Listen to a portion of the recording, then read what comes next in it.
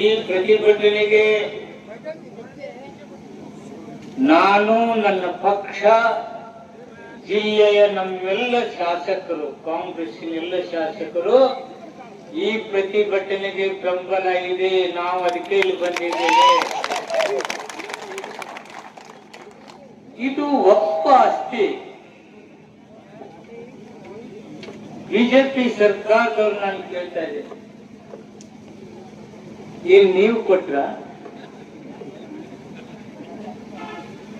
ನೀವು ಕೊಟ್ಟಿಲ್ಲ. ನಿಮ್ಮ ಕಾನೂನು ತರಕ್ ನಿಮ್ಗೆ ಏನ್ ಹಕ್ಕಿದೆ? ಯಾವುದೇ ಸಮಾಜ, ಯಾವುದೇ ವ್ಯಕ್ತಿಯ ಹಕ್ಕಿಗೆ ಚ್ಯುತಿ ಬರುವುದಿಲ್ಲ ಅಂತ ಹೇಳಿ ಸಂವಿಧಾನ ಬದ್ಧವಾಗಿ ನಡ್ಕೋತೀನಿ ಅಂತ ಹೇಳಿದಿರಲ್ಲ ಮೋದಿ ಸಾಹೇಬ್ರೆ. ನೀವು ಕೆಲವು ಜನ ಟಾರ್ಗೆಟ್ ಇಟ್ಕೊಂಡು ಅವ್ರ ಹಕ್ಕ ಚ್ಯುತಿಗೆ ನೀವೇನ್ ಇವತ್ತು ಪ್ರಯತ್ನ ಮಾಡಕತ್ತಿದ್ದೀರಿ. ಈ ದೇಶದ ನೆಲ, ಜಲ, ಭೂಮಿ, ಗಾಳಿ ಮೇಲೆ ನಮ್ಮೆಲ್ಲರದು ಹಕ್ಕಿದೆ. ನಿಮ್ಮದಷ್ಟೇ ಹಕ್ಕಿಲ್ಲ. ನೀವೊಬ್ಬರೇ ಈ ದೇಶಕ್ಕಾಗಿ ದುಡಿದವರಲ್ಲ, ಸ್ವಾತಂತ್ರ್ಯಕ್ಕಾಗಿ ದುಡಿದಂತ ಅಲ್ಪಸಂಖ್ಯಾತ ಸಮಾಜವನ್ನು ನೆನಪಿನಲ್ಲಿಟ್ಕೋಬೇಕು. ಬ್ರಿಟಿಷನ್ ಹೊಡೆದೋಡಿಸುವತ್ನಾಗ ನೀವೆಲ್ಲ ಎಲ್ಲಿದ್ರಿ? ದೇಶ ಭಕ್ತರಂತೆ ನಾಟಕ ಮಾಡಿ, ಒಂದೇ ಧರ್ಮದವರನ್ನ ಟಾರ್ಗೆಟ್ ಮಾಡಿ ಅವರ ಹಕ್ಕು ಚ್ಯುತಿಯನ್ನು ಮಾಡಬೇಕು, ಅವನ್ನ ಹತ್ತಿಕ್ಕಬೇಕು ಅಂತಕ್ಕಂಥ ಹುನ್ನಾರ. ಈ ಹುನ್ನಾರ ಇನ್ನೇನು ಬಹಳ ದಿವಸ ನೋಡೋದಿಲ್ಲ. ನೋಡಿ ಆಯ್ತಿನ ಮೇಲೆ ಇವತ್ತು ಅಲ್ಪಸಂಖ್ಯಾತರು, ನಾಳೆ ದಲಿತರು, ನಾಳೆ ರೈತರು, ನಾಳೆ ಬಡವರು, ಕ್ರಿಶ್ಚಿಯನ್ ಬೌದ್ಧರಂತೂ ದೂರ ಹೋಯ್ತಾರೆ, ಅವನಂತೂ ಮೊದಲೇ ಹತ್ತಿ ನೋಡ್ತಾರೆ. ಈ ದೇಶದಲ್ಲಿ ಎಲ್ಲಾ ಧರ್ಮ ಜಾತಿಗಳು ಒಂದು ಅಂತಕ್ಕಂಥ ಸಂವಿಧಾನ ಹೇಳಿದೆ. ಸಂವಿಧಾನಬದ್ಧವಾಗಿ ನಡ್ಕೋತೀನಿ ಅಂತೇಳಿ ನೀವು ಪ್ರತಿಜ್ಞೆ ಮಾಡಿದ್ದೀರಿ, ಪ್ರಮಾಣ ವಚನ ಸ್ವೀಕಾರ ಮಾಡಿದ್ದೀರಿ. ಸಂವಿಧಾನದ ವಿರುದ್ಧ ಹೋದವ್ರನ್ನ ಯಾರು ಬಿಡೋದಿಲ್ಲ, ಬಿಡಕ್ಕೆ ಅವಕಾಶ ಇಲ್ಲ. ಈ ರಾಷ್ಟ್ರದಲ್ಲಿ ಸಂವಿಧಾನ ವಿರೋಧಿಗಳಿಗೆ ಸ್ಥಾನ ಇಲ್ಲ. ಅದನ್ನ ನಾವು ಕಲಿಸ್ಲಿಕ್ಕೆ ನಾವು ನೀವೆಲ್ಲರೂ ತಯಾರಾಗಬೇಕಾಗಿದೆ. ನಾನು ನಿಮ್ಮ ಜೊತೆ ಇರ್ತೀನಿ. ನನ್ನ ಜಿಲ್ಲೆ ಎಲ್ಲ ನಾಯಕರ ಜೊತೆಗೆ ನಾನು ಇರ್ತಿದ್ದೆ, ನನ್ನ ಸಮಾಜ ಇರ್ತಾರೆ, ದಲಿತರು ಇರ್ತೀವಿ. ನಾವೆಲ್ಲರೂ ಒಟ್ಟುಗೂಡಿಸಿ ಯಾವುದೇ ಒಬ್ಬ ವ್ಯಕ್ತಿನ ಹಕ್ಕು ಚ್ಯುತಿ ಆದ್ರೆ ನಾವ್ಯಾರು ಸುಮ್ಮನೆ ಇರೋದಿಲ್ಲ. ನಮ್ಮ ನಾಯಕನೂ ಅಷ್ಟೇ. ನಮ್ಮ ನಾಯಕ ಸಿದ್ದರಾಮಯ್ಯನವರು, ನಮ್ಮ ನಾಯಕದಂತ DK ಶಿವಕುಮಾರ್ ಅವರು ಯಾವುದೇ ಕಾಲಕ್ಕೂ ಯಾವುದೇ ವ್ಯಕ್ತಿಯ ಹಕ್ಕು ಚ್ಯುತಿ ಮಾಡಕ್ ಬಿಡೋದಿಲ್ಲ. ಅಂತಹ ಕೃತ್ಯಕ್ಕೆ ಕೈ ಹಾಕಿದ್ರೆ ಈ ದೇಶದಲ್ಲಿ ನೀವು ಉಳಿಗಾಲಿಲ್ಲ, ನಿಮ್ಮ ಪರಿಸ್ಥಿತಿ ನೆಟ್ಟಗಿರೋದಿಲ್ಲ. ಈ ದೇಶ ರಕ್ಷಣೆ ಮಾಡಬೇಕಾದ ಆದ್ಯ ಕರ್ತವ್ಯ ಇರ್ತಕ್ಕಂಥವ್ರು ನೀವುಗಳು ಏನ್ ಮಾಡಕ್ ಹೊರಟಿದ್ದೀರಿ? ಅಘೋಷಿತ ಎಮರ್ಜೆನ್ಸಿ ಘೋಷಣೆ ಮಾಡಿ.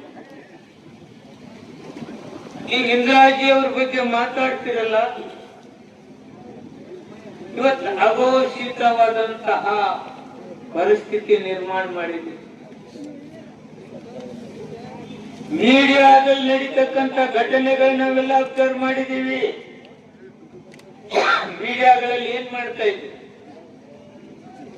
ಮುಂಜಾನೆ ಎದ್ದ ತಕ್ಷಣ ನಾವು ನೋಡ್ತಕ್ಕಂಥದ್ದು ಧರ್ಮ, ಜಾತಿ ಬಿಟ್ರೆ ಈ ಸರ್ಕಾರ ಬಂದಾಗಿನಿಂದ ನೋಡ್ತಾ ಇದ್ದೀವಿ. ಮೀಡಿಯಾದಲ್ಲಿ ನೀವೇನ್ ಮಾಡಕತ್ತೀರಿ? ಮುಂಜಾನೆ ಎದ್ದ ಕೂಡಲೇ ನಿಮ್ಮ ಮಾತುಗಳು ಸಂಘರ್ಷಕ್ಕೆ ಕಾರಣ. ಈ ದೇಶದಲ್ಲಿ ಯಾರಾದ್ರೂ ಸತ್ರೆ ಅದನ್ನ ಅಲ್ಪಸಂಖ್ಯಾತರನ್ನೇ ಟಾರ್ಗೆಟ್ ಮಾಡ್ತಕ್ಕಂಥದ್ದು. ಇಂಥದ್ರಲ್ಲಿ ಕೆಲವು ಟೈಮ್ ನೀವು ಸಕ್ಸಸ್ ಆಗಿದ್ದೀರಿ. ಮಂಗಳೂರಲ್ಲಿ ಒಂದು ಸಾವಾದಾಗ ಅಲ್ಪಸಂಖ್ಯಾತರನ್ನು ಮುಂದೆ ಮಾಡಿ, ಹಿಂದೂಗಳನ್ನೆಲ್ಲ ಮುಂದೆ ಮಾಡಿ ಚುನಾವಣೆ ಗೆದ್ರಿ. ಆ ನಂತರ ಏನಾಯ್ತು? ಸಹಜವಾದಂತ ಸಾವು ಅಂತೇಳಿ ಬಂತು. ಆದ್ರೆ ನೀವು ಚುನಾವಣೆ ಗೆದ್ದಿಸ್ಕೊಂಡು ನಿಮ್ಮ ಈ ಚುನಾವಣೆ ನಾಟಕಗಳು ಬಹಳ ದಿವಸ ಹೋಗೋದಿಲ್ಲ. ಇದು ಹಿಂದೂಗಳಿಗೆ ಗೊತ್ತಾಗಿದೆ, ದಲಿತರಿಗೆ ಗೊತ್ತಾಗಿದೆ, ರೈತರಿಗೆ ಗೊತ್ತಾಗಿದೆ. ನಿಮ್ಮ ಟಾರ್ಗೆಟ್ ಏನಂದ್ರೆ ಚುನಾವಣೆ ಗೆದಿಬೇಕು, MP ಆಗಬೇಕು, ಪ್ರಧಾನಿ ಆಗಬೇಕು. ಇದಕ್ಕೆ ಯಾರ್ಯಾರನ್ನ ಹತ್ತಿ ಕೊಟ್ಟು ನೀವು ಮಾಡ್ಲಿಕ್ಕೆ ಹೊರಟಿದ್ದೀರಿ, ಅದು ಜನತೆಗೆ ಎಚ್ಚರಾಗಿದೆ. ಇವತ್ತಿನ ಧರ್ಮಾಂಧತೆಯಲ್ಲಿ ನಡೀತಕ್ಕಂತ ಈ ದೇಶ ಯಾರಿಗೆ ನೆಮ್ಮದಿ ಇಲ್ಲ, ಯಾರಿಗೆ ನೆಮ್ಮದಿ ಇಲ್ಲ. ಆದ್ರೆ ಅಧಿಕಾರ ಎಂಜಾಯ್ ಮಾಡ್ತಕ್ಕಂಥವ್ರು ಮಾಡ್ತಾ ಇದ್ದಾರೆ. ಅಧಿಕಾರ ಲಾಲಸಿಗಾಗಿ ಈ ದೇಶವನ್ನ ಹಾಳು ಮಾಡ್ತಕ್ಕಂತ ನಿಮ್ಮ ವಿಚಾರಗಳೇನದಾವೆ, ಈ ವಿಚಾರಗಳಿಗೆ ನೀವು ಇಲ್ಲಿ ಮೇಲೆ ಜನತೆ ಅಂತೂ ಅವಕಾಶ ಕೊಡೋದು. ಯಾಕ್ರಿ ಒಂದೊಂದು ಜಾತಿಗಳನ್ನ ನೀವು ಟಾರ್ಗೆಟ್ ಮಾಡ್ತಾ ಇದ್ದೀರಿ? ನಿಮ್ ವಿಚಾರ ಎದಕ್ ಟಾರ್ಗೆಟ್ ಮಾಡಕತ್ರ? ಅಧಿಕಾರ ಲಾಭ. ಮುಂಜಾನೆ ಎದ್ದ ತಕ್ಷಣ ಇವ್ರ ಮಾತುಗಳನ್ನ ಕೇಳಬೇಕು. ನಮ್ ದೇಶದ ಪ್ರಧಾನಿಗಳಂತೂ ಯಾವತ್ತೂ ಮೀಡಿಯಾ ಮುಂದೆ ಬಂದೇ ಇಲ್ಲ. ಇವ್ರೇನ ಕೇಳ್ತಾರ ಮೀಡಿಯಾದವ್ರು ಅಂತೇಳಿ ಮೀಡಿಯಾದವ್ರ ಮುಂದೆ ಬಂದಿಲ್ಲ. ಅವ್ರ ಏನ್ ಹೇಳ್ತಾರ ಅಟ್ಟ ಹಾಕ್ಬೇಕಂತ ಹೇಳ್ಬಿಟ್ಟಾರ. ಯಾವತ್ತರ ಮೀಡಿಯಾದವ್ರು ಕರೆದು ನಾನು ಮಾತಾಡ್ತಿದ್ದೀನಿ ಅಂತೇಳಿ ಹೇಳಿಬೇಕಾದ್ರೆ ದೇಶದ ಪ್ರಧಾನ ನಾನು ಅನ್ಬಾರ್ದು. ನನ್ನ ದೇಶದ ಪ್ರಧಾನಿ ಅಂತ ನಾನು ಬಹಳ ಹೆಮ್ಮೆಯಿಂದ ಹೇಳ್ಬೇಕಾದ್ರೆ ನನಗೆಲ್ಲೋ ಒಂದು ಕಡೆ ನೋವಾಗ್ತಾ ಇದೆ. ನನ್ನ ದಲಿತರು, ಅಲ್ಪಸಂಖ್ಯಾತರು ಎಂತ ನೋವಿನಲ್ಲಿದ್ದಾರೆ ಅಂತಕ್ಕಂಥ ನೋವು ನನ್ನನ್ನು ಕಾಡ್ತಾರೆ. ಪ್ರೀತಿಯ ಆತ್ಮೀಯತೆಯಿಂದ ಈ ದೇಶದ ಪ್ರಧಾನಿ, ನನ್ನ ದೇಶದ ಪ್ರಧಾನಿ ಅನ್ನಕ್ಕೆ ನನಗೆ ನೋವು ಅನಿಸ್ತಾರೆ. ಚುನಾವಣೆ ಬಂದ ತಕ್ಷಣ ದೇಶಾದ್ಯಂತ ಕೋಮುವಾದನ್ನು ಹಬ್ಬಿಸ್ತಾರೆ. ಅದಕ್ಕೆ ನಾನು ಇಷ್ಟೇ ಹೇಳಿಕ್ ಇಷ್ಟಪಡ್ತಾ ಇದ್ದೀನಿ. ಬಹಳ ಹೇಳ್ಬೇಕಾದ್ರೆ ಇದು ಸಭೆ ಬೇಡ, ನಾನು ಹೇಳುವ ರೀತಿಯಲ್ಲಿ ಎಲ್ಲಿ ಹೇಳ್ಬೇಕು ಅಲ್ಲಿ ನಾನು ಹೇಳ್ತಿದ್ದೆ. ಒಂದನ್ನು ಹೇಳ್ತಾ ಇದ್ದೇನೆ, ಯಾವುದೇ ಧರ್ಮ ಜಾತಿಯನ್ನು ಟಾರ್ಗೆಟ್ ಮಾಡಿದಂತ ನಾಯಕನಿಗೆ ಉಳಿಗಾಲ ಇಲ್ಲ. ಇದನ್ನು ಸುಧಾರಣೆ ತರ್ತೀನಿ ಅಂತೇಳಿ ಒಳಗಡೆ ಕೈಯಾಡಿಸ್ಕೊಂಡು ನಿಮ್ಮ ಹಕ್ಕಿಗೆ ಚ್ಯುತಿ ತರಲಿಕ್ಕೆ ಹೊರಟಿದ್ದಾರೆ. ಹೊರಗಡೆ ಕೇಳಬೇಕಿಲ್ಲ, ಡಿಜಿಟಲೈಸೇಷನ್ ಬಹಳ ಸುಧಾರಣೆ ತರಕ್ಕೆ ಏನೇನು ಸುಧಾರಣೆ ತಂದಿಲ್ಲ ನಮ್ಗೆ ಗೊತ್ತಿಲ್ಲ. ಅದಾನಿ ಅಂಬಾನಿ ಕೈಗಳಿಗೆ ದೇಶವನ್ನೇ ಮಾರಾಟ ಮಾಡಿದವ್ರಿಗೆ ಇದು ಸುಧಾರಣೆನಾ? ಇವತ್ತೆಲ್ಲ ಜಾತಿ ಧರ್ಮದ ಯುವಕರು ಬಿಟ್ಟೆ ಕೆಂಟೆ ಕೂದ್ ಬೀದಿಗಳೆಲ್ಲ ಅಡ್ಡಾಡ್ತಾರಲ್ಲ, ಅವ್ರಿಗೇನ್ರ ಉದ್ಯೋಗ ಕೊಟ್ಟಿದ್ರೆ ಹೌದಪ್ಪ ಚಮಾಯಿಸಿ. ನೀವು ಹುಡುಗರ ಕೈಗೆ ಏನ್ ಕೊಡಕತ್ತೀರ ಅಂದ್ರೆ ಕಲ್ಲು ಬಡಗಿಗಳನ್ನು ಕೊಟ್ಟತಕ್ಕಂಥ ಕೆಲಸ ನೀವು ಮಾಡ್ತಾ ಇದ್ದೀರಿ. ಎಲ್ಲಿ ನೋಡಿದರಲ್ಲಿ ಹುಡುಗರಲ್ಲಿ ವಿಷ ಬೀಜ ಬಿತ್ತಕ್ಕಂಥ ಕೆಲಸ ಇವತ್ತು ನಡೀತಾ ಇದೆ.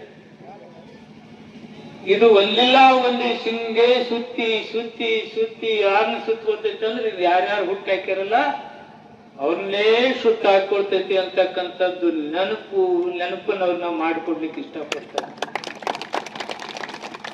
ನಾನು ನಮ್ಮ ಮುಖ್ಯಮಂತ್ರಿಗಳನ್ನ ಯಾವಾಗಲೂ ಕೇಳಿದ್ರೆ ಈ ದೇಶದ ಕಟ್ಟ ಕಡೆ ವ್ಯಕ್ತಿಯು ನೆಮ್ಮದಿಯಿಂದ ಬದುಕಬೇಕು ಅಂತಕ್ಕಂಥವ್ರ ಮಾತು. ಆದ್ರಿಂದ ಇವತ್ತು ನಮ್ದು ಯಾವುದೇ ಕಾರ್ಯಕ್ರಮಗಳು ತಗೊಂಡ್ರಿ ಪ್ರತಿಯೊಬ್ಬ ವ್ಯಕ್ತಿಯ ನೆಮ್ಮದಿಯನ್ನು ಕಾಪಾಡಲಿಕ್ಕೆ ನಾವು ಪ್ರಯತ್ನ ಮಾಡ್ತೀವಿ.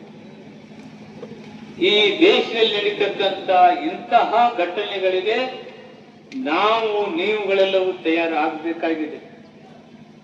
ಮತ್ತೊಂದು ಸ್ವಾತಂತ್ರ್ಯಕ್ಕಾಗಿ ನಮ್ಮ ಹೋರಾಟಗಳು ಇವತ್ತು ಪ್ರಾರಂಭ ಆಗಬೇಕೇನೋ ಅನಿಸ್ತಾ ಇದೆ. ಸ್ವಾತಂತ್ರ್ಯವೇ ಇಲ್ಲ. ಅಣ್ಣ ನೀ ಏನಾರ ಮಾಡಿದಂದ್ರೆ ಬತ್ತ ಇಡಿ ಕಳಿಸೋದು ಹೆದರ್ಸು. ಮೀಡಿಯಾದವ್ರು ಏನ್ರ ವಿರುದ್ಧ ಬರ್ತಾನೆ ಅಂತ ಮೀಡಿಯಾಗಳೆಲ್ಲ ಮುಗಿಸ್ಬಿಟ್ರು. ಇದು ನಮ್ ಸ್ವತಂತ್ರ ದೇಶದಲ್ಲಿ ಇದೀವ ಇಲ್ಲ ಅಂತಕ್ಕಂಥ ನೋವಲ್ಲ ನಮ್ನ ಕಾಡಕತ್ತಿದ್. ನಾವ್ ಯಾವ ದೇಶದಲ್ಲಿದ್ದೀವಿ?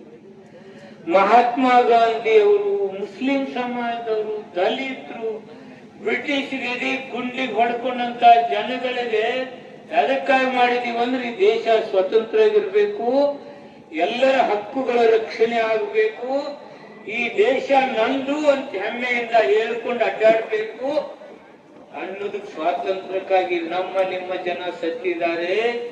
ಇವರು ಸ್ವಾತಂತ್ರ್ಯವನ್ನು ಕಸ್ಕೊಳ್ಳಿಕ್ಕೆ ನಿಮ್ಗಷ್ಟೇ ಬಿಟ್ಟಿಲ್ಲ, ನಮ್ನು ಬಿಟ್ಟಿಲ್ಲ, ದಲಿತರಿಗೆ ಬಿಟ್ಟಿಲ್ಲ. ತಲೆಯಾಗ ವಿಷ ಬೀಜ ಬಿತ್ತುದೇ ಬಿತ್ತು. ಧರ್ಮಾಂಧತೆ ಜಾತಿ ದೇಶವನ್ನು ಮುಗಿಲು ಮುಟ್ಟಿದೆ. ಅದಕ್ಕೆ ನಾವು ಇನ್ನು ಮೇಲೆ ನಾವು ಹೊರಡೋಣ, ನಾವು ಸ್ವತಂತ್ರ ಬೇಕು ಈ ದೇಶಕ್ಕೆ, ಸಂವಿಧಾನ ಉಳಿಬೇಕು ಅಂತ ನಾವು ಹೋಗ್ಬೇಕಾಗಿದೆ.